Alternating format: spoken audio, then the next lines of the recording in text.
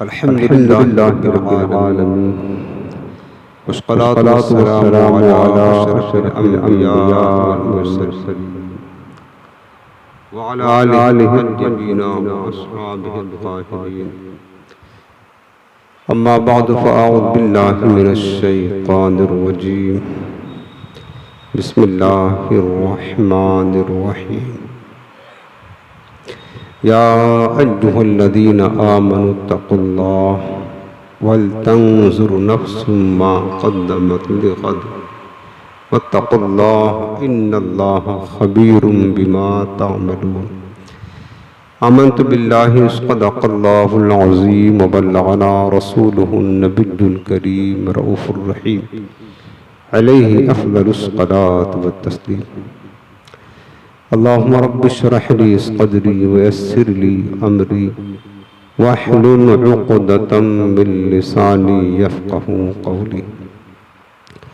रसूल रहमत, मालिक जन्नत, शफ़ीए उम्मत, सरापा जूदो सखावत, बाइसे खैरो बरकत सल्लल्लाहु तआला अलैहि व आलिहि वसल्लम इरशाद फरमाते हैं, जो शख्स मुझ पर दुरूद पाक पढ़ना भूल गया वो जन्नत का रास्ता भूल गया। अल्लाह अकबर। आज ये निहायत ही मोहब्बत के साथ दिल लगाकर गुंबद खजरा का पुरनूर तस्वुर अपने जहन व फिक्र में बसाकर आँखों को बंद करके सरों को झुकाकर निहायत ही ताज़ीम व अदब के साथ अपने रहमत वाले आका की बारगाह में दुरूद व सलाम का नजराना पेश करें। अस्सलातु वस्सलामु अलैका या रसूल अल्लाह व अला आलिका व अस्हाबिका या हबीबल्लाह। अस्सलातु वस्सलामु अलैका या नबियल्लाह व अला आलिका व अस्हाबिका या नूरल्लाह। नवैतु सुन्नतल इअ्तिकाफ।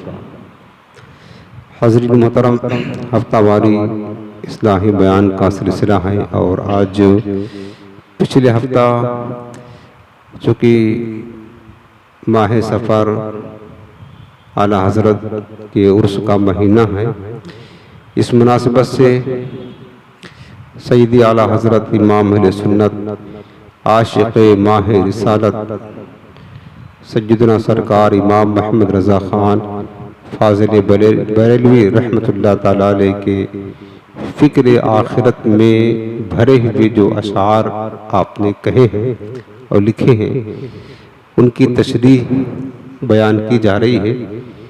पिछले हफ्ता आपने चंद अशार सुने थे, वक्त पूरा हो गया था। आज इंशाअल्लाह उसके बाद से हम जो अशार बचे हैं वो सिर्फ इसलिए ताकि हमारे अंदर भी आखिरत की फ़िक्र पैदा हो, आखिरत की फ़िक्र, हम अपनी ज़िंदगी गफलत में ना गुजारें। और आला हज़रत ने दिल को छू जाने वाले कलाम लिखे हैं। सच्ची बात है कि अगर आप दिल की गहराइयों के साथ सुनेंगे इसको तो यकीनन फ़िक्र आखिरत में आप भी डूब जाएंगे।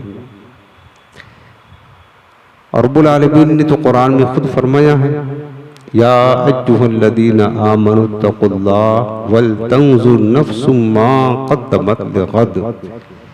ऐ ईमान वालो, अल्लाह से डरो और हर जान ये गौर करे, फिक्र करे कि उसने कल आने वाले कल के लिए क्या भेजा है, यानी क्या अमल उसने किया है। अल्लाह ताला ने इसकी फिक्र करने का हमें हुक्म दिया है। गोया कि जो आयत करीमा है सूरतुल हश्र की, ये उसी की तशरीह मेरे आला ने अशार में की है। अब आज हम बिला तमहीद, चूँकि अशार कई एक बाकी हैं, आज मैं पूरा करना चाहता हूँ, तो बिला तमहीद हम वहीं शुरू करते हैं कि हमने 12 अशार की तशरीह की थी पिछले हफ्ता दर्स में, और आज शेर नंबर है 13। ये भी आप देखें कि किस तरह मेरे आला हज़रत ने उम्मत को, लोगों को झंझोड़ा है और अपनी कब्र, मौत और आखिरत की तैयारी करने का, इस पर गौर करने का सरकार हज़रत ने हमारा इस तरफ हमें तवज्जो दिलाई। फरमाते हैं, हाय रे नींद मुसाफिर तेरी, कूच तैयार है क्या होना है, राह पुरखार है क्या होना है, पाँव उफगार है क्या होना है। फरमाते हाय रे नींद मुसाफिर तेरी, कूच तैयार है क्या होना है। अब इसका मतलब समझिए आप। फरमाते हाय अफसोस ऐ गफलत की नींद सोने वाले दुनिया के मुसाफिर, तू गफलत में पड़ा है और हाल ये है कि तेरी सवारी आखिरत की तरफ जाने के लिए तैयार खड़ी है, और तेरा हाल ये है कि गफलत की चादर ओढ़कर आराम से सो रहा। तेरी हालत तो ये है, और तेरे जाने का वक्त आ गया है आखिरत की तरफ, कब्र की तरफ। वक्त बहुत कम है और सफर बड़ा तवील है, और तू अभी भी गफलत में वक्त गुजार रहा है। मंजिल बहुत दूर है, सफर बहुत कठिन है, वक्त बहुत थोड़ा है। खुदा जाने हमारा क्या होगा, खुदा जाने हमारा क्या होगा। हाय रे नींद मुसाफिर तेरी, तू सो रहा है, गफलत की चादर ओढ़ कर सो रहा है, कुछ तैयार है क्या होना है। गौर करे, हमेशा हर एक का कुछ तैयार है। पिछले हफ्ता आपने सुना था सर पे तलवार है क्या होना है। हर वक्त मौत की तलवार हमारे सर पर लटक रही है हर वक्त, और हमारा हर वक्त सफर तैयार है। फरमाते हैं हाय रे नींद मुसाफिर तेरी, कुछ तैयार है क्या होना है। दुनिया के ऐ मुसाफिर, मंजिल तेरी कब्र है, तय कर रहा है जो तू 2 दिन का वो सफर है। जब से बनी है दुनिया लाखों करोड़ों आए, बाकी रहा न कोई, मिट्टी में सब समाए। इस बात को न भूलो सबका यही हशर है। दुनिया के आए मुसाफिर, मंजिल तेरी कब्र है। आंखों से तूने अपने कितने जनाजे देखे, हाथों से तूने अपने कितने दबाए मुर्दे, अंजाम से तू अपने इतना क्यों बाखबर बेखबर है। दुनिया के ऐ मुसाफिर, मंजिल तेरी कब्र है। ये ऊंचे ऊंचे महल हैं, कुछ काम के नहीं है। या निशान बंगले कुछ काम के नहीं है। 2 गज जमीन का टुकड़ा छोटा सा तेरा घर है। दुनिया के ऐ मुसाफिर, मंजिल तेरी कब्र है। मिट्टी के पुतले तुमको मिट्टी में है समाना। एक दिन यहाँ से या एक दिन यहाँ तो आया, और एक दिन यहाँ से जाना। रहना नहीं यहाँ पर, जारी तेरा सफर है। दुनिया के ऐ मुसाफिर, मंजिल तेरी कब्र। ये फरमाते मेरे इमाम, हाय रे नींद मुसाफिर तेरी। उसके बाद अगला शेर नंबर 14 फरमाते दूर जाना है रहा दिन थोड़ा, राह दुश्वार है क्या होना, राह दुश्वार है क्या होना है। ऐ आखिरत के मुसाफिर, दिन ढल रहा है, दिन ढल रहा है, और सफर बहुत लंबा है। जिधर जाना है बड़ा तवील सफर है। और तवील कैसे ना हो प्यारे, मरने के बाद सबको पता है कि कब्र में रहना है कयामत तक। कयामत कब आएगी कुछ पता नहीं। ये सफर शुरू होने वाला आखिरत का, और उसके बाद जब कब्र से उठेंगे, इतना लंबा सफर तय करने के बाद फिर जब महशर के मैदान में पहुंचेंगे, तो जानते हो महशर का सिर्फ एक दिन 50,000 बरस का होगा। एक दिन, और ना जाने कितना दिन वहां रहना होगा, कितना लंबा सफर है। उसके बाद पुल सिरात, सैकड़ों बरस का रास्ता वो तय करना, फिर जाकर कहीं हमारी मंजिल जन्नत आएगी। बताओ प्यारे, कितना लंबा सफर है, कभी सोचा है? कितना लंबा सफर है। फरमाते दूर जाना है रहा दिन थोड़ा। एक तो लंबा सफर भी है और वक्त बहुत कम है, राह दुश्वार है, क्या होना है। पक्की रोड नहीं बनी है कि तेजी के साथ भागते जाएंगे, उन रास्तों में कांटे बड़े हैं, घाटियां बड़ी हैं, दुश्वार गुजार रास्ते हैं। फरमाते हैं सफर बहुत तवील है, सुस्ती छोड़ और तैयारी शुरू कर दे और अभी ही से अपनी मंजिल की फिक्र में लग जा। आखिरत का ज़ादे राह जमा कर, क्योंकि रास्ता बड़ा पुरखतर और दुश्वार गुजार है। और रब्बुल आलमीन ने फरमाया है वतज़व्वदू फ़इन्न खैरज़्ज़ादि तक़वा, कहा कि और रास्ता का ज़ादे राह ले लो। ज़ादे राह किसे कहते हैं? तोशा। रास्ते में खाने पीने का सामान साथ ले लो और बेहतरीन तोशा वो तक़वा और परहेजगारी है। तो आखिरत का लंबा सफ़र करना है, वहाँ का तोशा क्या है? नेक अमाल है, इबादतें हैं, तिलावतें हैं, दुरूद पाक है, सदक़ा खैरात है, अल्लाह की रज़ा है। ये सारे नेक अमाल के तोहफे लेकर के जाना, ये ज़ादे राह लेकर जाना है। उसके बाद फरमाते हैं शेर नंबर 15, घर भी जाना है मुसाफिर की नहीं, घर भी जाना है मुसाफिर की नहीं, मत मत क्या मार है, क्या होना है, मत मत क्या मार है, क्या होना है। ऐ दुनिया के मुसाफिर, तुझे अपने असली घर, तेरा असली घर कहाँ भूल गया? मोमिन बंदे, तेरा असली घर ये दुनिया नहीं जिसको तू सवार रहा, वो जन्नत है, जन्नत। हर बंदे मोमिन का असली घर कौन सा है? जन्नत है। आला फरमाते हैं कि घर भी जाना है मुसाफिर की नहीं। बता यही रहेगा तो परदेश में, तो परदेश में हम हैं। हर बंदा परदेश में आता कभी ना कभी तो घर लौट कर जाता है ना। हम भी परदेश में आए हैं, हमारा असली घर जन्नत है। फरमाते हैं कि ऐ दुनिया के मुसाफिर, तुझे अपनी असली घर जाना है कि नहीं? जाना तो है, जाना है, फिर जाने की तैयारी क्यों नहीं करता है? तैयारी क्यों नहीं करता? तेरी अक्ल काम क्यों नहीं कर रही है? जब घर भी जाना है असली घर, तो उस घर जाने की तैयारी क्यों नहीं करता? समझदारी से काम क्यों नहीं लेता?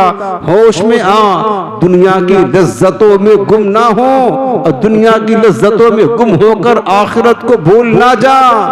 इस दुनिया में भी इंसान अब देखे कि आखिरी जो हमारा ठिकाना है, असली वतन है, वो जन्नत है।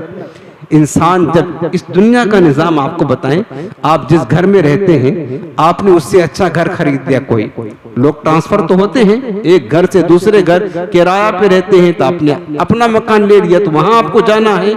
तो पहले क्या करते हैं? इस दुनिया का दस्तूर यह है, अगर आपको किसी घर में अपने घर से दूसरे घर में ट्रांसफर होना है तो सबसे पहले अपना फर्नीचर वहां मुंतकिल करते हैं, अपना सामान वहां ट्रांसफर करते हैं, अपना सब कुछ घर का ट्रांसफर करने के बाद वहां सजा देते, फिर आप लोग खुद जाते हैं उस घर में रहने के लिए। ऐसा नहीं करते हैं कि सबसे पहले खुद जाकर के रहना शुरू कर दे, फिर बाद में सामान आएगा। ऐसा कोई नहीं करता है। पहले क्या करते हैं? अपना सामान ट्रांसफर करते हैं दूसरे घर में जाने के लिए। तो बस यही बात यह है कि मेरे अजीजों, जब तुम्हें अपने असली घर जाना है और जहां हमेशा रहना है, फिर कभी पलटकर भी नहीं जाना है, वहां जाने के लिए तुम पहले खुद जाते हो, फिर अमल सामान वहां उल्टा इंसान करता है।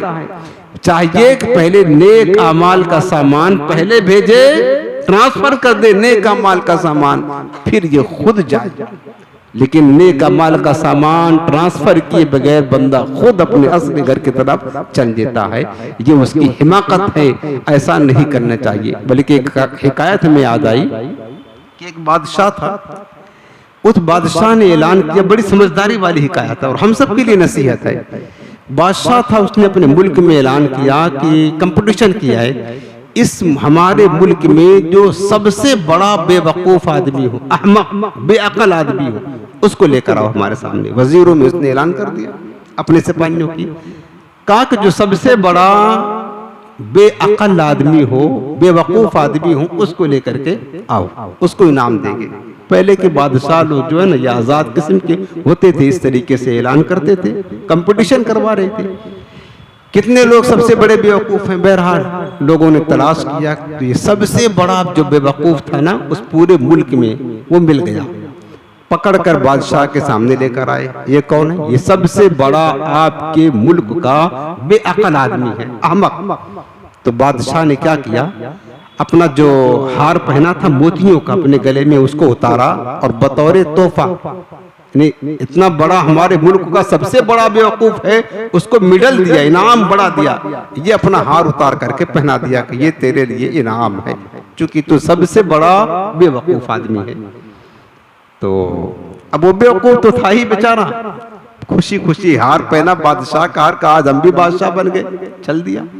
वक्त गुजरता रहा। अब बादशाह के जब मौत का वक्त आया, बीमार पड़ गया बादशाह, हत्ता कि करीबुल मर आ गया बादशाह। तो अब जो उसके चाहने वाले थे, मानने वाले थे, सब उसको देखने के लिए आने लगे। आखिरी वक्त होता तो सभी आते हैं, आपको पता, जब बंदा मरजुल मौत में गिरफ्तार होता है, आने लगे। तो उस बेवकूफ को पता चल गया कि बादशाह जनाब जो है ना वो बड़े शदीद बीमार हैं, शायद बच ना सके, सब देखने जा रहे हैं, चलो हम भी देख करके आते हैं। वो आया, बादशाह बिस्तर पर पड़ा था बेचारा। तो उस बेवकूफ ने बादशाह से पूछा, बादशाह सलामत, क्या हाल है? का हालत बड़ी खराब है, अब तो जाने की तैयारी, किधर जा रहे हैं? का बस इस घर को छोड़ करके अगले घर जाना है। उस बेवकूफ ने पूछा कि बादशाह जब आप यहाँ रहते हैं, यहाँ और यहाँ चंद दिनों के लिए आए थे, आपने महल बड़ा आलीशान बनवाया, नौकर चाकर खादिम मुशीर वजीर हर चीज हर सामान मुहैया। अब जब हमेशा के लिए घर छोड़ करके जा रहे हैं, जहाँ हमेशा रहना है, तो वहाँ आपने तो बड़ा आलीशान महल बनवाया होगा। ये तो आरजी था तो इतना खूबसूरत था, और जहाँ हमेशा रहना है इससे बड़ा महल होगा, नौकर चाकर होंगे, खादिम होंगे, गुलाम होंगे, तमाम फैसिलिटी होगी, और तमाम क्या कहते हैं ऐशो राहत के सामान, बागीचा लगवाया होगा वहां तो, और लश्कर जमा किया होगा, क्योंकि हमेशा रहना है। अब बादशाह ने जब उस बेवकूफ की बात सुनी ना, सर झुका लिया, कहा यही तो अफसोस है, यही तो अफसोस है, जहां 2 दिन रहना था वहां के लिए सब कुछ किया, और जहां हमेशा रहना है वहां के लिए न कोई नौकर, न कोई चाकर, न कोई महल, न कोई फ्लैट, न कोई और आशाइश के सामान, कुछ नहीं किया। बादशाह ने कहा हाय अफसोस कि वहां के लिए कुछ नहीं बनाया। कहा नहीं बनाया? कहा नहीं। तो बेवकूफ ने क्या किया, वो जो हार पहना था खुशी खुशी उसको उतारा और बादशाह के गले में पहना दिया। कहा बादशाह सलामत, इस हार के हकदार हम नहीं हैं, असल हकदार आप ही हैं। का ये इनाम आपको मिलना चाहिए। इससे बड़ा बेवकूफ आदमी कौन होगा? जब हालत सफर में है तो इतना आलीशान महल बनवा रहा है और सारी चीजें ऐशो राहत की जमा कर दिया, और जहां हमेशा रहना है असली घर, वहां के लिए कुछ नहीं बना रहा है। इससे बड़ा बेवकूफ कौन होगा? हार उतार कर पहना दिया और चल दिया वहां से। इस समझने के लिए हमारे घर भी जाना है, मुसाफिर की नहीं, जाना है तो फिर जाने की तैयारी क्यों नहीं करता? मत पे क्या मार है, मत कहते अक्ल क्यों तेरी मारी गई है कि तू सोचता भी नहीं है। जहां हमेशा रहना है वहां के लिए कुछ तैयारी नहीं, और जहां रहने का ठिकाना ही नहीं, एक दिन का भरोसा नहीं, वहां के लिए सब कुछ कर रहा है। ये तेरी अक्ल मारी गई है और कुछ काम नहीं करती है। शेर नंबर 16 फरमाते मेरे इमाम, जान हल्कान हुई जाती है, जान हल्कान हुई जाती है, बार है क्या होना है, बार है क्या होना है। फरमाते आखिरत की मुश्किलात को सोच सोच कर मेरी जान तो हलाक हो जा रही है। मेरे इमाम फरमाते आखिरत की मुश्किलात को सोच सोच कर जान हलकान हुई जाती है, मेरी जान तो हलाकत में पड़ी जा रही है। अरे तुझे मेरी नसीहत क्यों समझ में नहीं आ रही है? ये गुनाहों का जो बोझ तू लादे जा रहा है, गुनाह पे गुनाह, गुनाह पे गुनाह, बार सा बार है बार कहते हैं बोझ को, बोझ पे बोझ तू अपने कंधे पर गुनाहों का लादते जा रहा है। क्या होना है बताओ, क्या होगा तेरा, क्या होगा? रास्ता इतना दुश्वार गुजार है, मुश्किलात है, कठिन मंजिलें हैं, और उसके बाद बोझ तू लाद कर जा रहा है, गुनाहों का बोझ लाद करके जा रहा है। बता क्या होना है तेरा, क्या होगा?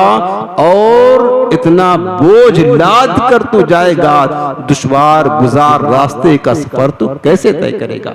समझा रहे? जान हलकान हुई जाती है, बार सा बार है क्या होना है।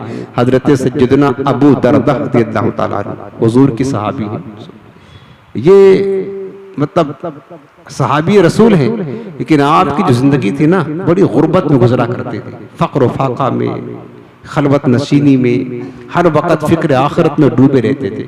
हजरत सैयदना अबू दरदा रज़ियल्लाहु अन्हु, एक दिन आपके घर कुछ मेहमान आए, आपके घर कुछ मेहमान आए, तो जो कुछ आपको मैसर हुआ खाना खिला दिया, और सर्दियों की रातें थी, एक कमरा दे दिया कि हमारा टूटा फूटा घर है, आप रात बसर कर ले। तो खैर वो मेहमान जा करके वहाँ लेटे, लेकिन जब आधी रात हुई तो सख्त सर्दी लगी। तो मेहमान जो 2-3 थे उन्होंने आपस में कहा, यार अबू दरदा ने तो खाना जो हुआ चलो खा लिया, लेकिन ये रात कैसे कटेगी, सर्दियों की लंबी रातें हैं, कुछ ओढ़ने के लिए ना दिया, बस यूं ही दे दिया, रात तो नहीं कट पाएगी ऐसे ही। चलो ऐसा करते हैं, उनको जगाते हैं और कुछ ओढ़ने का सामान मांगते हैं ताकि रात खैर से गुजर जाए। जब आए उनके पास, देखा कि हजरत अबू दरदा एक पतली सी चादर ओढ़ करके लेटे हैं, और वैसी चादर है कि न ठंडी से बचाए न गर्मी से बचाए, दोनों में काम ना है। जगाया, क्या हुआ? तो कहने लगे कि हजरत आपने हमको कमरा तो दे दिया सोने के लिए, लेकिन आपको पता नहीं मेहमान है हम, सख्त सर्दियां पड़ रही हैं और आपने कुछ ओढ़ने बिछाने के लिए ना दिया। हजरत अबू दरदा फरमाते हैं कि खुदा की कसम लो, आप हमारे मेहमान हो, अगर हमारे पास होता तो हम उसको जरूर आपको देते। अगर हमारे पास कुछ ओढ़ने के लिए बिछाने के लिए बिस्तर होता तो हम जरूर आपको दे देते, कुछ नहीं है। तो उन्होंने पूछा, फिर अबू दरदा फिर तुम क्या करते हो, जो कमाते हो वो कहाँ रखते हो? हजरत अबू दरदा फरमाने लगे, बात ये है, ये तो मेरा एक जो घर है जहाँ आप आए हो, ये मेरा आरजी घर है, मेरा एक घर और है जो असली घर है, जहाँ हमेशा हमें रहना है। हम जो कुछ अमल करते हैं अपना सामान थोड़ा थोड़ा अपने उस दूसरे घर में जो असली घर है ट्रांसफर करते रहते हैं, हम यहाँ कुछ रखते नहीं है, क्योंकि वहां जाने के लिए बड़ा दुश्वार गुजार रास्ता है। उस असली घर में जाने के लिए जो रास्ते हैं वो घाटियां हैं, बहुत दुश्वार गुजार है, बहुत मुश्किलात का सफर है। अगर मैं सब सामान यहाँ जमा कर लूं तो भारी भरकम बोझ ले करके हम दुश्वार गुजार रास्ता कैसे तय करेंगे? इसलिए जो कुछ हमें यहाँ मुयस्सर होता है थोड़ा थोड़ा करके हम अपने असली घर उसको ट्रांसफर कर देते हैं, कुछ यहाँ रखते नहीं। ये समझदारी की बात कही, मतलब ये है कि दुनिया है ये तो छोड़ करके जाना है, असल घर जन्नत है, वहां हमेशा रहना है। हम नेक अमल करते हैं और उसको आखिरत के लिए भेज देते हैं, यहाँ कुछ दुनिया का सामान रखते नहीं है, क्योंकि बार सा बार है क्या होना है। गुनाहों का बोझ पे बोझ लाद कर बंदा जब दुश्वार गुजार रास्ता तय करेगा, बताओ उसके साथ क्या मामला होगा, किस तरह वो दुश्वार गुजार राहें तय कर सकता है। जान हलकान हुई जाती है, बार सा बार है क्या होना है। अगला शेर सुने, शेर नंबर 17 फरमाते हैं, पार जाना है नहीं मिलती नाव, पार जाना है नहीं मिलती नाव, जोर पर धार रे क्या होना है, जोर पर धार रे क्या होना है। फरमाते हैं कि दुनिया का ये दरिया है, ये भी पार करना है, दुनिया का दरिया पार करना है। तैरना सीखा नहीं है, यानी नेक अमल किए नहीं, कश्ती भी कोई नहीं, क्योंकि कश्ती का किराया जो आमाले सालिहा है वो हमने जमा ही नहीं किया। और उधर दरिया का हाल ये है कि दरिया का जो बहाव है तुग़यानी है, बड़ा जोरदार है, बहुत तेज है। हाय मेरा क्या बनेगा, दरिया कैसे पार होगा। आप जरा गौर करें, कहीं आप सफर पे जा रहे मंजिल पर और रास्ते में दरिया पड़ जाए, कश्ती भी कोई ना हो और जाना भी जरूरी हो, बगैर दरिया पार किए चारा भी ना हो और दरिया का बहाव जोरदार हो तो कैसे मुश्किल होगी, दरिया कैसे पार करेंगे। और जाना पड़ेगा, फिर दरिया में घुसेंगे तो हलाक हो जाएंगे। मेरे इमाम फरमाते हैं पार जाना है, इस दुनिया के दरिया को पार भी करना है, नहीं मिलती नाव, कश्ती भी कोई नहीं है। हाय हाय जोर पर धार है, क्या होना है, क्या बनेगा मेरा, दरिया का बहाव भी तेज है, दरिया पार भी करना है, कश्ती भी नहीं है, अल्लाह जाने हमारा क्या हाल होगा। ये फरमाते हैं। उसके बाद शेर नंबर 17 फरमाते राह तो तेग पर और तलवों को, राह तो तेग पर और तलवों को गिल्ले खार है, क्या होना है।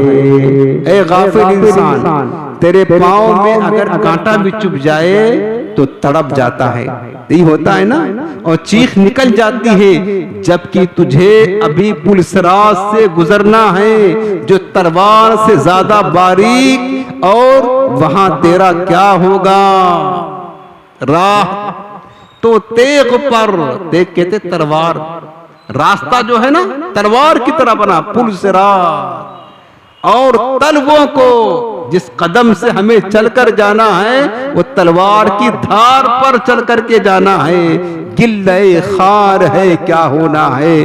बताओ किस तरह हम पुलसरात का रास्ता अबूर कर सकते हैं।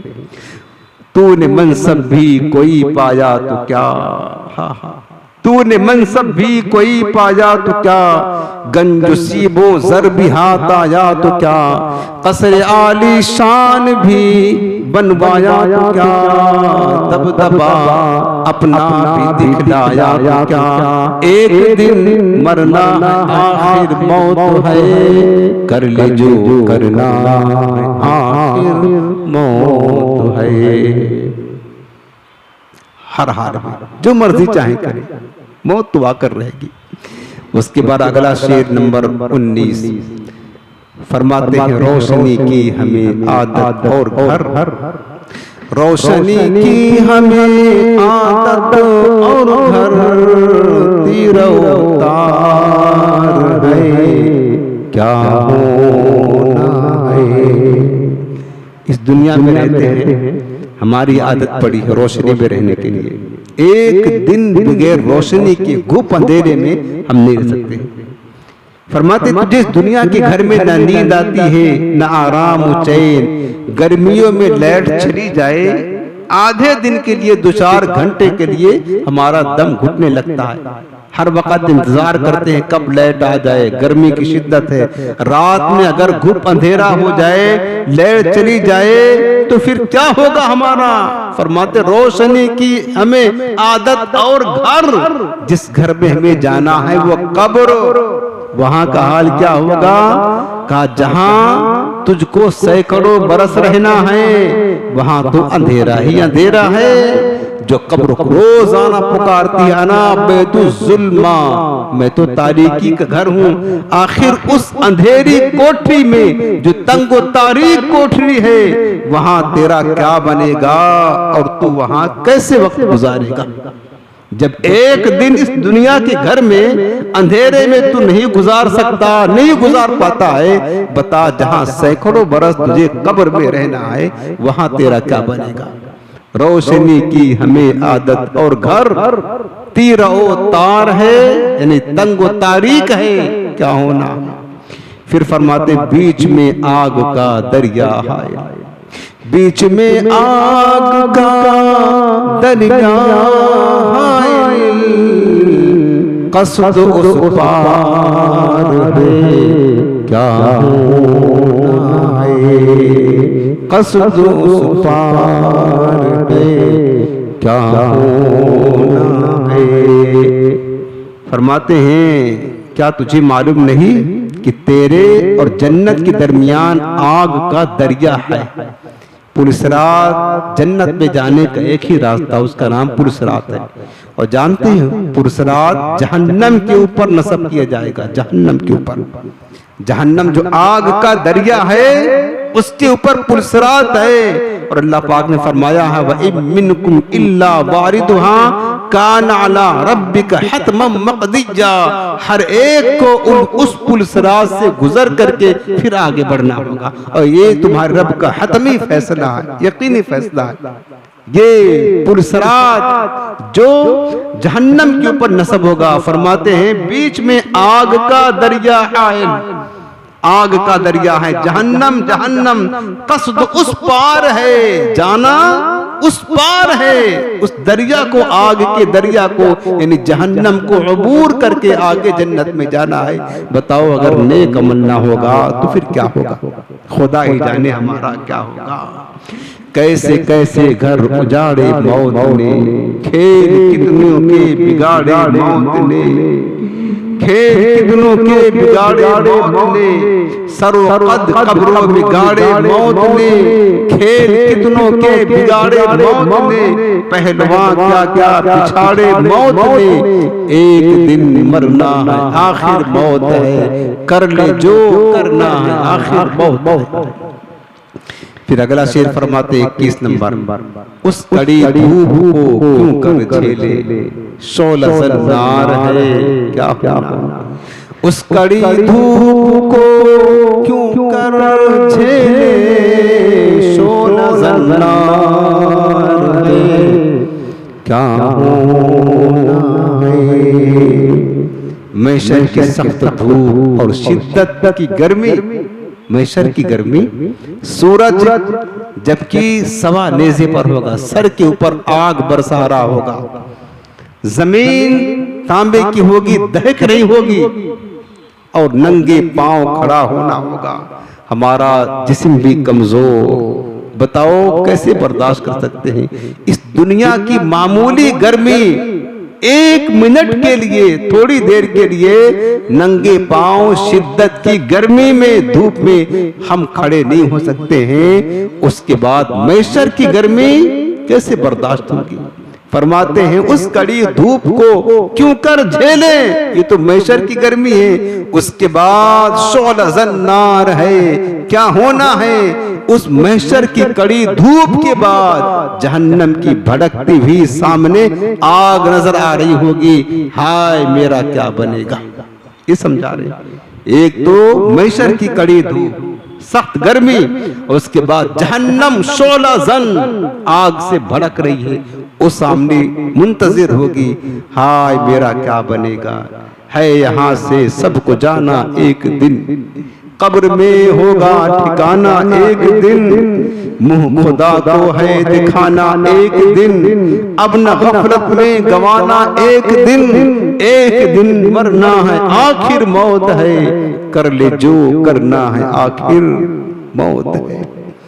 अगला शेर फरमाते 22 नंबर, हाय बिगड़ी तू कहाँ आकर ना, ऐन मझधार है क्या होना। हाय बिगड़ी तो कहाँ आकर ना, ऐन मझधार है क्या होना है। हाय अफसोस दरिया के ऐन बीच में, जबकि दरिया का बहाव भी बहुत तेज है, हवा भी मुखालिफ समत चल रही है। इस हाल में कश्ती का खराब हो जाना तबाही और बर्बादी के सिवा क्या हो सकता है। अगर आप सफर में जा रहे हो कश्ती के और दरिया में हो, आप कश्ती में बैठे हो, बीच दरिया में कश्ती खराब हो जाए और हवा भी मुखालिफ सम चल रही हो, उस वक्त बताओ हर इंसान समझेगा हमारी हलाकत आ पहुंची है। बस यही हाल मेरे इमाम समझा रहे हैं। हाय बिगड़ी तो कहाँ आकर नाव, ऐन मझधार है क्या होना है। तुझको गाफिल फिक्र उकबा कुछ नहीं है, तुझको गाफिल फिक्र उकबा कुछ नहीं, खाना धोखा ऐश दुनिया कुछ नहीं, जिंदगी है चंद रोजा कुछ नहीं, कुछ नहीं इसका भरोसा कुछ नहीं, एक दिन मरना है आखिर मौत है, कर ले जो करना है आखिर मौत है। शेर नंबर 23 फरमाते हैं कल तो दीदार का दिन और यहाँ आंख बेकार है क्या होना, कल तो दीदार का दिन और यहाँ आंख बेकार है क्या होना है।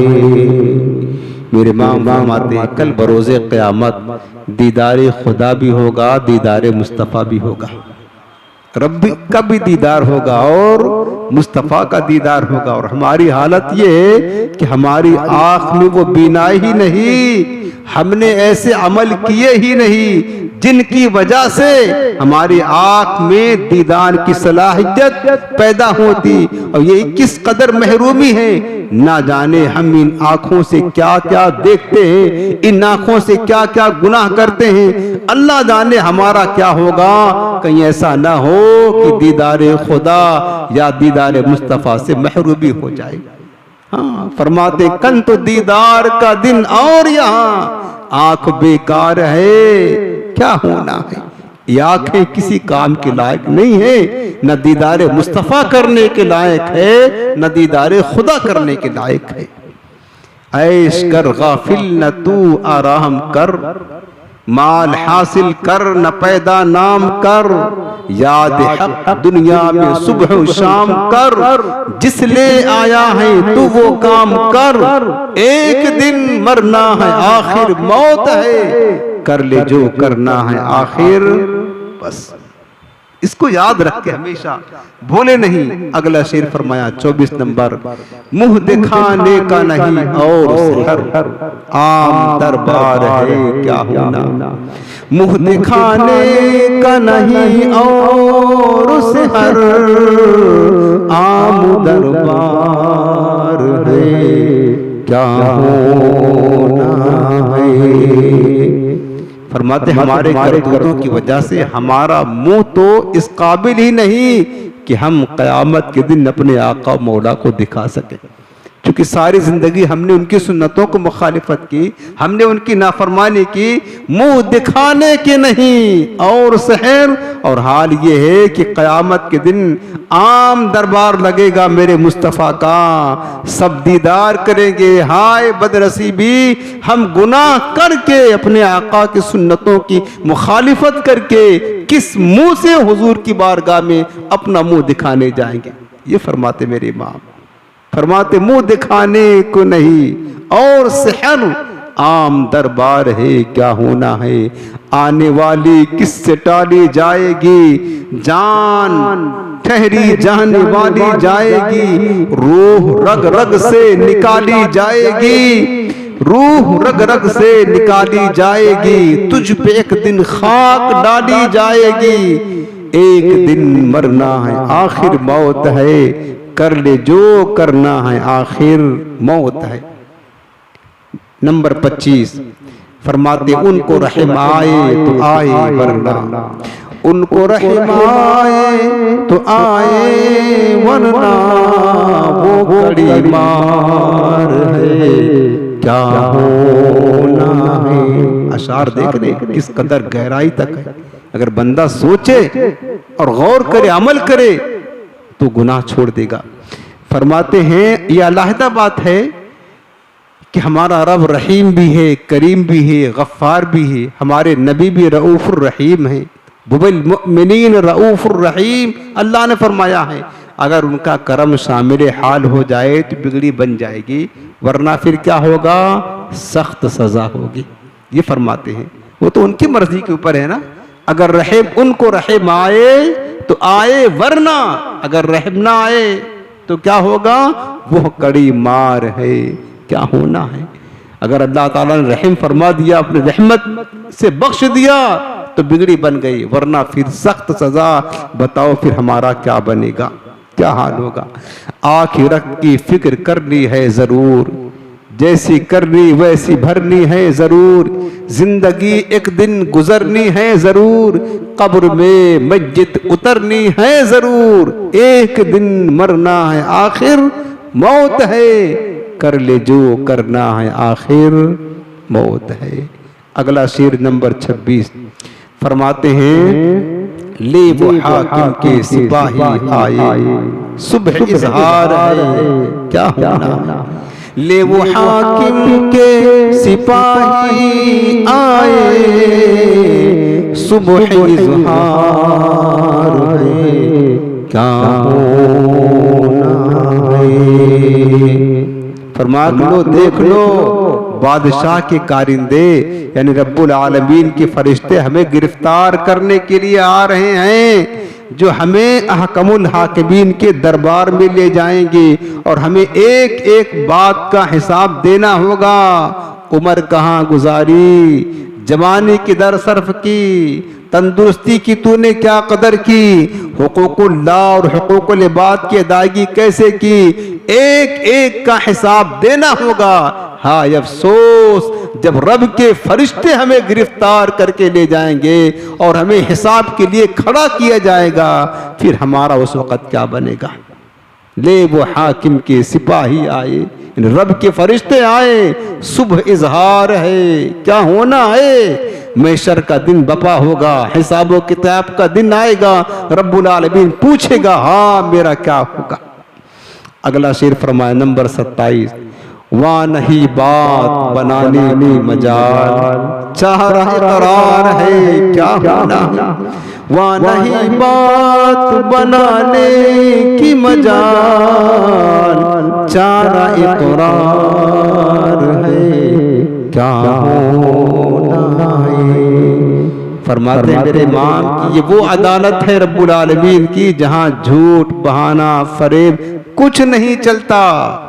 यहाँ तो बहाना कर देते हैं ना, नमाज क्यों नहीं पढ़ते हो यार, ये परेशानी थी वो परेशानी थी, हज फर्ज है क्यों नहीं किया, जा क्यों नहीं रहे हो यार, बच्चों की शादी करना है, मकान बनाना है, हर तरह के बहानेबाजियां, हर तरह के बहानेबाजियां यहाँ सब चला लो। फरमाते मेरे इमाम वहाँ नहीं बात बजाने बनाने की मजाल, वहाँ रब्बुल आलमीन की बारगाह में कोई बात तो बहाना कुछ नहीं चलेगा। वहाँ चारा इकरार है, वहाँ इकरार के सिवा कोई और रास्ता नहीं है, करना ही पड़ेगा। और तुम जबान तो क्या, रब ने फरमाया सूरह यासीन शरीफ में, अल-यौमा नख्तिमु अला अफ़वाहिहिम, अल-यौमा नख्तिमु अला अफ़वाहिहिम व तुकल्लिमुना अयदीहिम व तशहदु अर्जुलुहुम बिमा कानू यक्सिबून। अल्लाह फरमाता है क़यामत के दिन आज हम इनके मुंह पर मोहर लगा देंगे, इनके हाथ हमसे कलाम करेंगे, इनके पैर गवाही देंगे जो कुछ ये करते थे। वहाँ तो सिवाय इकरार करने के और कोई चारा ना होगा। हाय हमारा क्या बनेगा। वहाँ नहीं बात बनाने की मजाल, चारा इकरार है क्या होना है।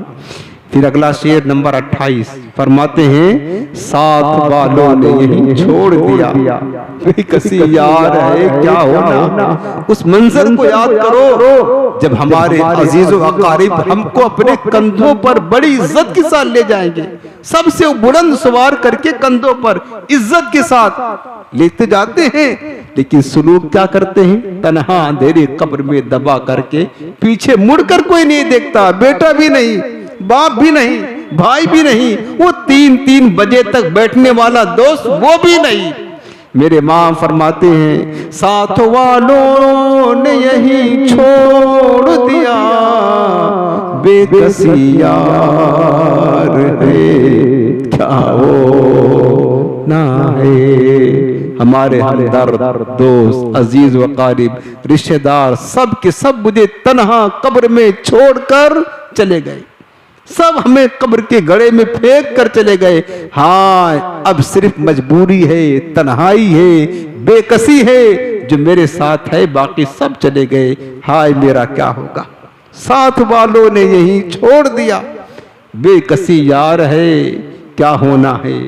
फिर शेर नंबर 29 फरमाते हैं, आखिरी दीद है आवो मिलने, रंज बेकार है क्या होना है। आखिरी दीद है आओ मिलने, रंज बेकार है, क्या होना है। फरमाते हैं कि देखो जब इंसान की मौत का वक़्त होता है, मेरे दोस्त अहबाब आपस में कह रहे होते हैं कि चलो यार फला बंदा आखिरी सांस दे रहा है, चल करके उसके आखिरी मुलाकात कर लेते हैं, आखिरी बार देख लेते हैं, कोई गिला शिकवा हाँ भूल जाएं, बेचारे का क्या हश्र होगा। हाय मरने वाले, तू कितना काबिल रहम है और तू कितना बेचारा हो गया है कि दुश्मन भी तेरे ऊपर आज तरस खा रहे हैं। यही तो कहते हैं लोग ना, आखिरी दीद है आओ मिलने। यह अहबाब कहते हैं, दोस्त वगैरह कहते हैं, रिश्तेदार खानदान वाले कहते हैं आखिरी दीद है, मुलाकात आओ मिलने, रंज बेकार है, क्या होना है। फिर फरमाते 30 नंबर शेर, दिल हमें तुमसे लगाना ही न था, अब सफर बार है, क्या होना है। दिल हमें तुमसे लगाना ही न था, अब सफर बार है, क्या होना है। ऐ दुनिया वालों, बेवफाई करने वालों, तुम्हारे साथ तो मोहब्बत करनी ही ना थी, अब हालत ये है हो गई है कि तुम्हें छोड़कर जाने को दिल भी नहीं चाह रहा है, मगर जाना पड़ेगा। फरमाते दिल हमें तुमसे लगाना ना था, जिससे लगाना था उससे लगाया नहीं, नेक अमल से लगाना था, मस्जिद से लगाना था, कुरान से लगाना था, दीन से लगाना था, उससे ना लगाया। हमने दिल किससे लगाया? 3-3 बजे रातों तक किसके साथ गुजारा? वो जो दोस्त कब्र में फेंक करके जा रहे हैं उनके साथ गुजारा, उनके साथ गुजारा। फरमाते दिल हमें, दुनिया वालों, दिल हमें तुमसे लगाना ही न था, लेकिन अब सफर बार है, क्या होना है। अब तो बोझ है, सफर तो करना पड़ेगा, अब हमारा क्या बनेगा। फिर फरमाते हैं 31 नंबर, जाने वालों पे ये रोना कैसा, कैसे अशआर लिखे मेरे इमाम ने, बताओ। जाने वालों पे ये रोना कैसा, बंदा नाचार है, क्या होना। रोते हैं ना जब इंसान की मौत का वक़्त आता है, बच्चे भी, माँ बाप हो तो वो भी, बीबी हो, खानदान सब रोने लगते हैं। दोस्त है बाप, मेरे इमाम फरमाते जाने वालों पे ये रोना कैसा, बंदा नाचार है, क्या होना है। चाहे जितना रो, जाना तो पड़ेगा। फरमाते नहीं इमाम, जितना मर्जी चाहे कैसा रो रहे हो, क्यों रो रहे हो, जाना तो पड़ेगा, बंदा मजबूर है, बगैर जाए नहीं रह सकता। जिसे जाना ही है उस पर आहो बका करना और रोने धोने की क्या जरूरत, आखिर बंदा मजबूर है, जाना तो पड़ेगा। अगला शेर 32 नंबर फरमाते हैं, नज़ा में ध्यान न बट जाए कहीं, ये आपस प्यार है, क्या होना है। नज़ा में ध्यान न बट जाए कहीं, ये आपस प्यार है, क्या होना है। मेरे इमाम फरमाते अब मेरी मौत का वक़्त करीब आ चुका है, मुझसे दूर हो जाओ, कहीं तुम्हारे साथ मोहब्बत का इजहार करते करते मेरा ध्यान आखिरत से हट ना जाए। तुम्हारे साथ प्यार करना बेकार था, अब तो जो होना है वो हो करके रहेगा। नंबर 33, इसका गम है कि गले की सूरत, इसका गम है कि गले की सूरत, गले का हार है। इसका गम है कि हर एक की सूरत गले का हार है, क्या होना। इसका गम है कि हर एक की सूरत गले का हार है, क्या होना है। फरमाते हैं मुझे तो ये अफसोस है कि अब तुम मुझे कभी देख नहीं सकते हो, मेरा जाने का वक़्त आ गया और मैं तुम्हारी सूरत याद कर करके रोता रहूंगा। हाय अफसोस, हर एक की सूरत मेरे सामने आ रही है, कभी बेटे की सूरत, कभी बीबी की सूरत, कभी दोस्त की सूरत, कभी माँ की, कभी बाप की, हर एक की सूरत गले का हार बन गई है। बारी बारी सब एक की सूरत याद आती है। इसका गम है कि हर एक की सूरत गले का हार है, क्या होना है। फिर फरमाते 34 नंबर शेर में, बातें कुछ और भी तुमसे करता पर कहाँ वार है, क्या होना। बातें कुछ और भी तुमसे करता पर कहाँ वार है, क्या होना है। फरमाते हैं कि बहुत सी बातें और भी तुमसे करना चाहता था, लेकिन अब बात करने का वक्त ना रहा, रुखसती का वक्त आ गया है। कुछ आगे की फिक्र करूं, हाय मेरे साथ क्या होगा मुझे कुछ भी नहीं पता है। बातें कुछ और भी तुमसे करता पर कहाँ वार है, अब टाइम नहीं है बात करने का, अब तो सफर कूच तैयार है, क्या होना है। आखिरी शेर मेरे इमाम फरमाते मक्ता का, आपने इतने इशारे सुने शुरू से लेकर 34 शेर, हर शेर में फिक्र आखिरत, खौफ खुदा, कब्र की, आखिरत की, हश्र की, जहन्नम की, पुरसरात की, सब की याद दिलाई।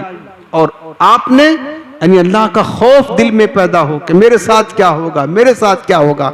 आखिरी शेर कैसा प्यारा लिख रहे हैं, फरमाते हैं क्यों रजा कुड़ते हो हंसते उठो जब वो गफ्फार है, क्या होना है। ये मेरे ईमान की शान देंगे। और हमने पीछे आपको बताया था, क्या बताया था, अल ईमानु बैन रिजा वल खौफ, ईमान नाम है अल्लाह का खौफ भी हो, अल्लाह की रहमत से उम्मीद भी हो, दोनों चीजों का नाम ईमान है। अल्लाह का खौफ भी हो लेकिन अल्लाह से पक्की उम्मीद हो कि मेरा रब करीब है, मुझे बख्श ही देगा, मेरा रब करीब है मुझे। एक आराबी सहाबी जो थे, यानी गांव के रहने वाले ने, आराबी सहाबी हुजूर की बारगाह में आए और रुमाल कंधे पे डाल के, किसान लोग कैसे आते हैं, वो इनका अंदाज था हुजूर की बारगाह में, का या रसूलल्लाह कयामत के दिन हिसाब कौन लेगा। वो सीधे साधे आदमी होते थे, यानी गांव के बूढ़े वगैरह कैसे होते हैं, समझाने के लिए बता रहा हूँ।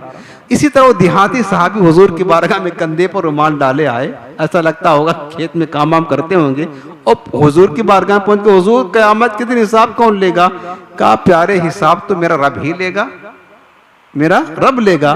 फिर वही रुमाल यूं किया, उसके बाद मुस्कुराकर चल दिए। कहा जब रब हिसाब लेगा तो काम बन ही जाना है। क्या कहा जब रब हिसाब लेगा तो काम बन ही जाना है, क्योंकि उसको माफी करना वो गफ्फार है। मुस्कुरा करके चले गए। मेरे आका ने फरमाया देखो कितना सीधा साधा ये बंदा है, इसको अपने रब की रहमत पर कितना भरोसा है।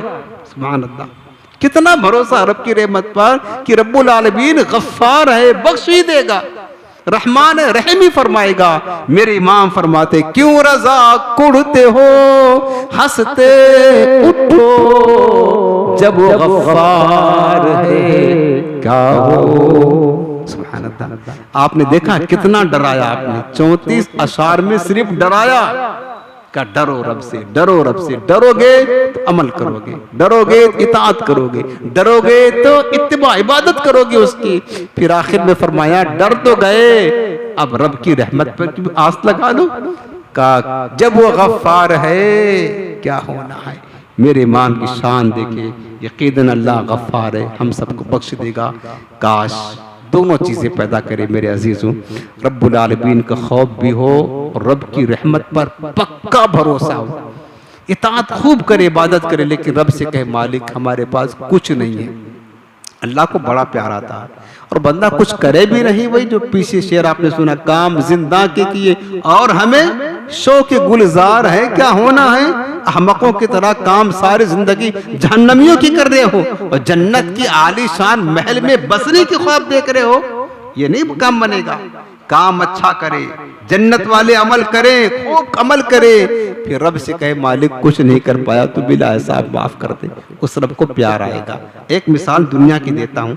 आप अगर आपका कारखाना कोई है और आपने कोई नौकर कारीगर रखा हुआ है, पूरे महीने उसने काम किए लेकिन टाइम से आता भी नहीं है, और उसके बाद में फिर क्या कहते हैं टाइम से जाता भी नहीं है, काम भी सही नहीं करता, बिगाड़ देता है, और जब तनख्वाह लेने का वक्त आए तो तनख्वाह लेने पहुंच जाए आपके पास, तो आप क्या करेंगे।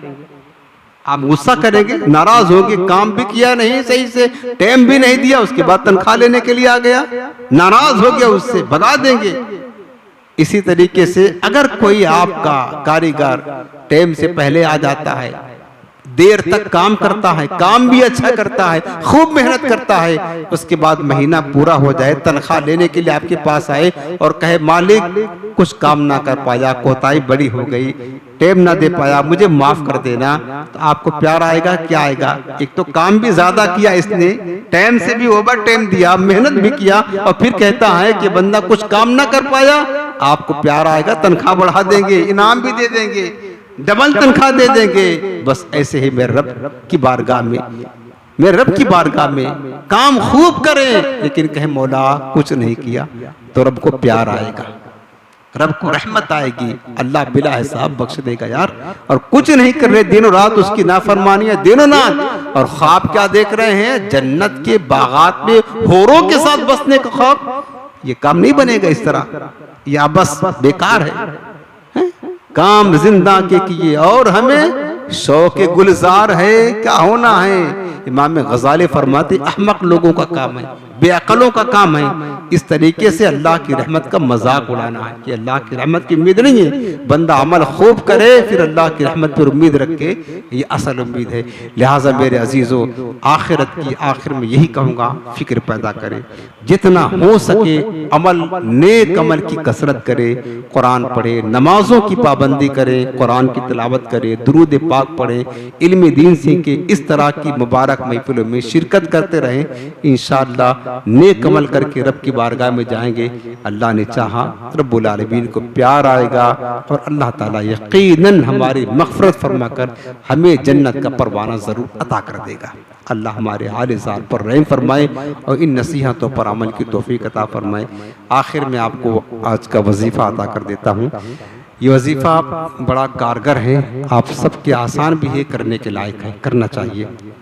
वजीफ़ा यह है कि यूँ तो ख़ासकर पेट की तकलीफ़ से मुताल्लिक है कि अगर पेट में तकलीफ़ है किसी तरह से, तो सरसों के तेल पर, सरसों का तेल जानते हैं, राई का जो तेल होता है, उस पर एक मरतबा इज़ा जाअ नस्रुल्लाह वल फतह, ये आप पढ़ें, अव्वल आखिर 3 बार दुरूद शरीफ पढ़ें, और एक मरतबा सूरे नस्र इज़ा जाअ नस्रुल्लाह वल फतह पढ़ करके दम कर ले, और दम करने के बाद रोजाना उसको अपने नाक में लगाए। नाक में आप कतरा कतरा टपका ले, 7-8 कतरे टपका कर, और उसके बाद थोड़ी देर तक नाक के अंदर मालिश करें, धीरे धीरे हाथ से, उंगली से, जो है ना यूँ। वैसे भी हमने सुना हुआ है अतिब्बा से, डॉक्टरों से, जो नाफ है ना, नाफ ये बहुत कीमती चीज़ है प्यारे, पूरे शरीर के जो नसें वगैरह सब इसका ये हेडक्वार्टर है, समझ ले, मरकज़ है। नाक में तेल डालने की, वैसे बगैर कुछ पढ़े भी अगर आप डालेंगे ना रोज़ाना, बहुत फ़ायदे हैं, बेइंतहा फ़ायदे, और आँख की रोशनी के लिए ख़ासकर फ़ायदा है। और भी फ़ायदे हमें याद नहीं, मैंने सुना था। तो नाक में तेल डालने के तो फ़ायदे हैं, ये डालना चाहिए और आसान काम है। और अगर एक मरतबा सूरे ये पढ़ लेंगे, इज़ा जाअ नस्रुल्लाह पढ़ करके दम करके रख लें, और उसके बाद रोज़ाना नाक में सोने के टाइम आप तेल डाल के थोड़ी देर तक उसको यूँ मालिश करें हल्के हाथ से थोड़ी देर तक, और चारों तरफ उसके जो है ना वो जगह जो उसके एरिया है वो आप मालिश करें, रोज़ाना करेंगे, इंशाअल्लाह बहुत फ़ायदा मिलेगा। अल्लाह ताला हम सबको अमल की तौफीक अता फरमाए।